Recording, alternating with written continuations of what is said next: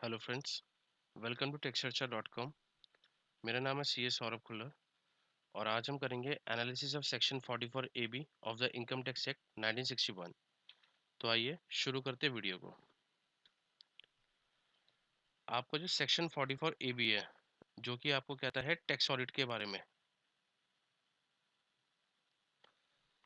Section 44 A B of the income tax act require करता है SSC को to get its accounts audited from the chartered accountant if any of the following condition are satisfied.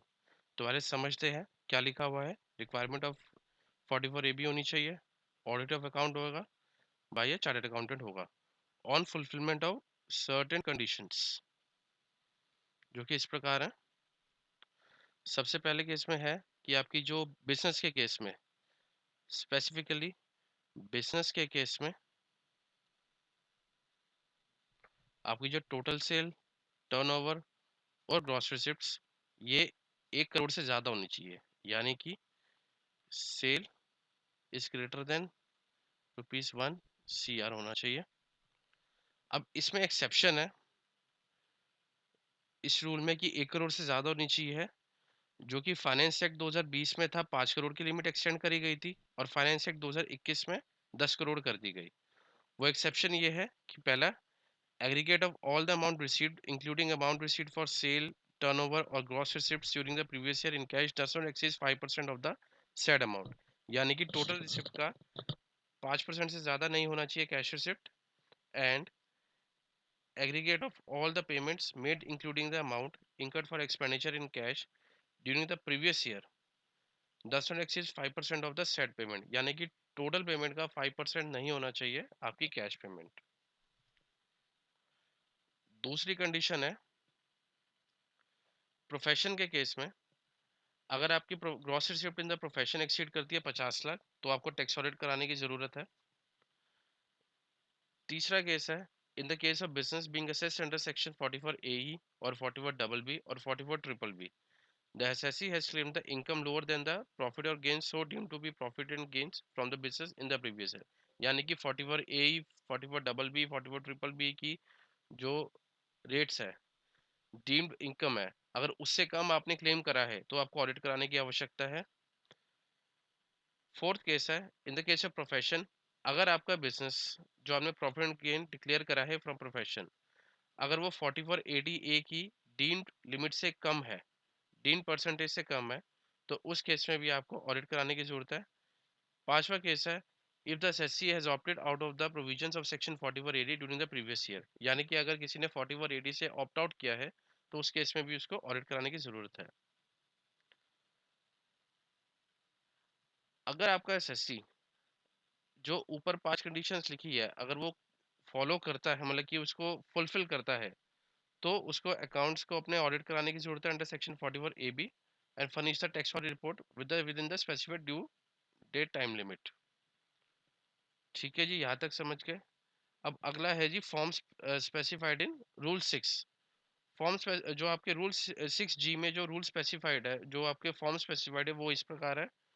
Form 3CA, form 3CB, form 3CD।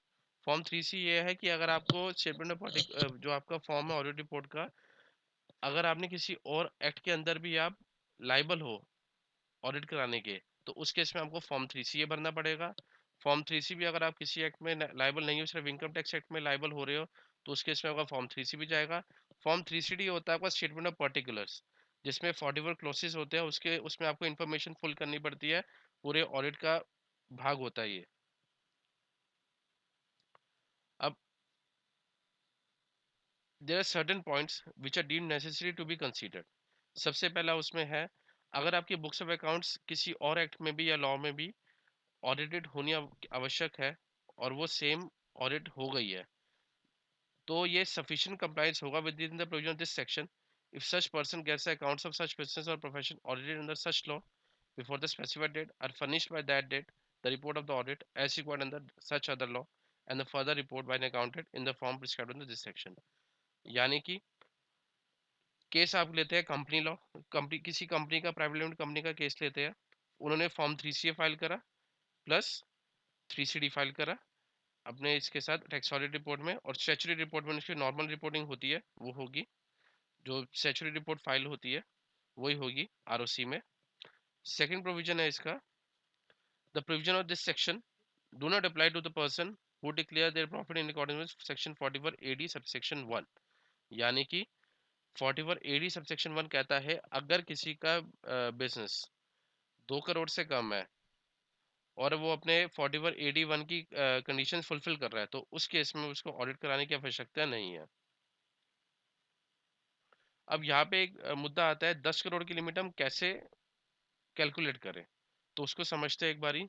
सबसे पहले दिया हुआ है आपका cash receipt का।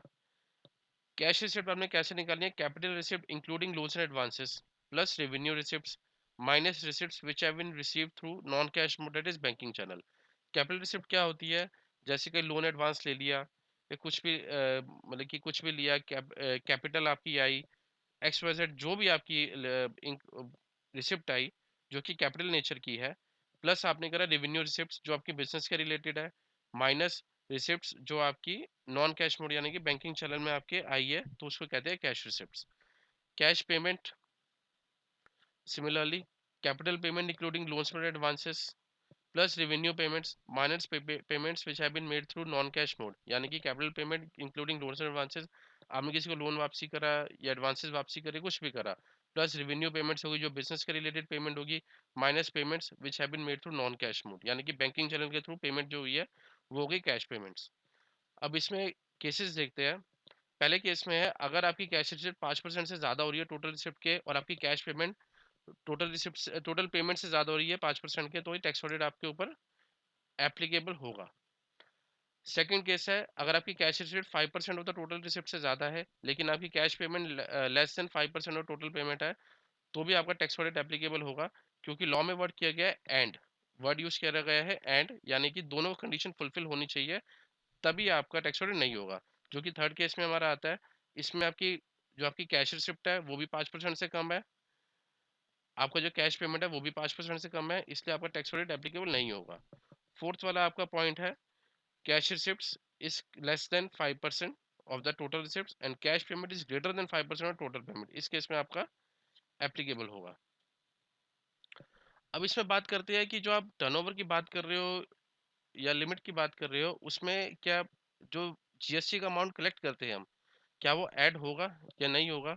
तो इसमें सेक्शन 145 कैपिटल ए क्लॉज 2 में गिवन है, for the purpose of computing the income chargeable under PGBP the value of purchase and sale of goods और services and of inventory shall be adjusted to include the value of taxes. यानी कि आपकी value of purchase and sale में tax के amount, duty, cess जो भी extra amount है वो ऐड होगा for the purpose of calculating the turnover.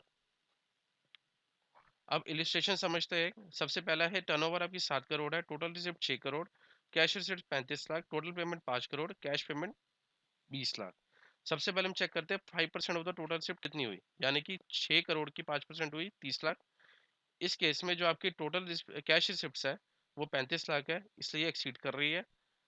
अब बात करेंगे कैश पेमेंट एक्सीड कर रही है नहीं कर रही। 5% ऑफ द टोटल पेमेंट होनी चाहिए आपकी 25 लाख, इस केस में आपकी जो कैश पेमेंट है 20 लाख, लेकिन आपकी दोनों में से एक कंडीशन फुलफिल नहीं हो रही, तो इसलिए आपके ऊपर टैक्स ऑडिट इसमें एप्लीकेबल है। सेकंड चेक करते हैं, टर्नओवर आपकी 7 करोड़, टोटल रिसिप्ट आपकी 6 करोड़, कैश रिसिप्ट आपकी 29 लाख, टोटल पेमेंट आपकी 5 करोड़, कैश पेमेंट आपकी 20 लाख। इस केस में आप देखेंगे जो 5% ऑफ द टोटल रिसिप्ट है वो बनता है 30 लाख रुपए, यानी कि जो आपकी जो कैश रिसिप्ट है 29 लाख है और 5% बनता 30 लाख रुपए, तो इस केस में जो आपका टोटल रिसिप्ट है वो 5% से ज़्यादा नहीं है, तो इस केस में आपको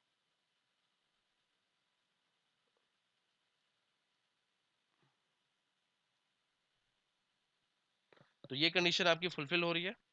सेकंड कंडीशन आपकी है check whether the payment to cash payment exceeds 5% of the total payment. यहाँ पे हम चेक करेंगे तो इस केस में आएगा जो आपकी 5% ऑफ द टोटल पेमेंट है वो है 25 लाख रुपए, इस केस में आपके जो कैश पेमेंट है 20 लाख रुपए।